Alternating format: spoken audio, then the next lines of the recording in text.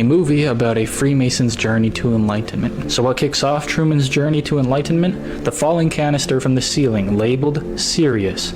Sirius is known as the morning star, the fallen angel, Lucifer the lightbringer, who brings knowledge to humanity. Represented by the blazing star, in Freemasonry sat between the two pillars of Jachin and Boaz. In this shot, we see the fallen star Sirius between two pillars. That grabs Truman's attention, the two pillars being Jachin and Boaz. So Truman essentially receives esoteric knowledge from Sirius and begins to question his reality. We see that every outcome of Truman's life is being governed by what some might call an overbearing father, or the Gnostic demiurge, which in this case is given the name of Christoph, or Christ of, or of Christ. When Truman finally breaks free of this controlling deity, he ascends up the Masonic steps toward self-governance.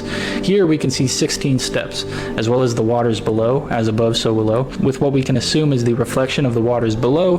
That would total 32 steps, or 32 degrees of Scottish Rite Freemasonry. Obviously the 33rd degree being the most notable, however this is a more symbolic, honorary, invite-only degree. No initiate can get there through just Masonic scholarship. It is the Gnostic perspective that the material world is a trap, an illusion, a prison of sorts, governed and controlled by a lower creator, a more malevolent version of the God archetype, or grand architect.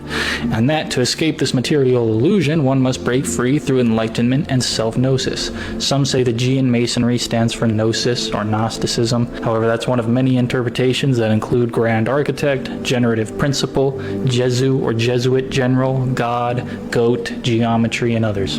And so Truman undergoes this journey of Gnostic enlightenment and breaks free of his controlling father. Also, somewhat interesting that Richard Rothschild was one of the producers of this film. Shout out to him.